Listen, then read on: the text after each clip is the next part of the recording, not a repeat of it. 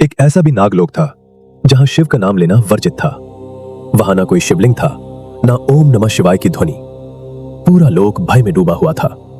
उस नागलोक पर शासन करता था एक क्रूर नागराज। उसका मानना था जो शिव को मानेगा वो दुर्बल हो जाएगा। उसने आदेश दिया था, यहां केवल मेरा नाम गूंजेगा, शिव का नाम लेने वाले को मृत्यु मिलेगी। एक दिन माता पार्वती कैलाश से पृथ्वी लोक की ओर जा रही थीं। रास्ते में उन्हें एक निर्जन स्थान दिखाई दिया।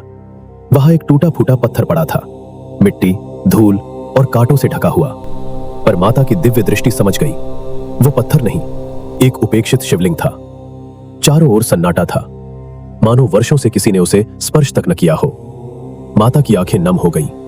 उन्होंने अपने आंचल से शिवलिंग को साफ किया, जल अर्पित किया और मन ही मन बोली, जहां मेरे स्वामी को भुला दिया जाए वो लोग कभी सुखी नहीं रह सकता।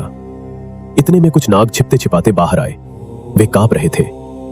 मां, हमें क्षमा कर दीजिए, यदि हमने पूजा की तो नागराज हमें मृत्यु दे देगा। तभी धरती हिल उठी, आकाश गूंज उठा और वहां प्रकट हुआ अहंकारी नागराज।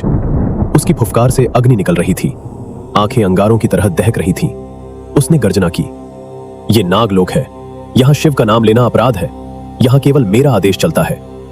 माता पार्वती शांत स्वर में बोली, जिस लोक में अहंकार राज करता है वहां विनाश निश्चित होता है।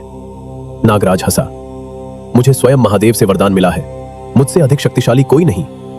उसी क्षण आकाश फट गया और प्रकट हुए महादेव, जटाओं में बहती गंगा, मस्तक पर अर्धचंद्र, नीलकंठ, हाथ में त्रिशूल और त्रिनेत्र प्रज्वलित।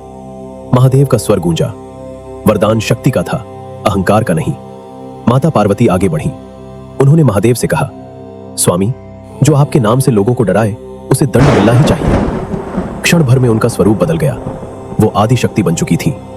तेज से पूरा नागलोक कांप उठा, धरती फटने लगी, आकाश कांप उठा। एक ही दिव्य प्रहार में नागराज का सारा घमंड चूर हो गया। उसे ऐसे लोक में भेज दिया गया जहां न शिव है न शक्ति, केवल उसका अहंकार। सभी नाग भयमुक्त हो गए। उन्होंने पहली बार शिवलिंग के सामने मस्तक झुकाया। ओम नमः शिवाय की ध्वनि पूरे नागलोक में गूंज उठी। महादेव बोले, जहां मेरी पूजा नहीं वहां शांति नहीं। उस दिन से नागलोक शिवमय हो गया और आज भी माता पार्वती की वाणी गूंजती है।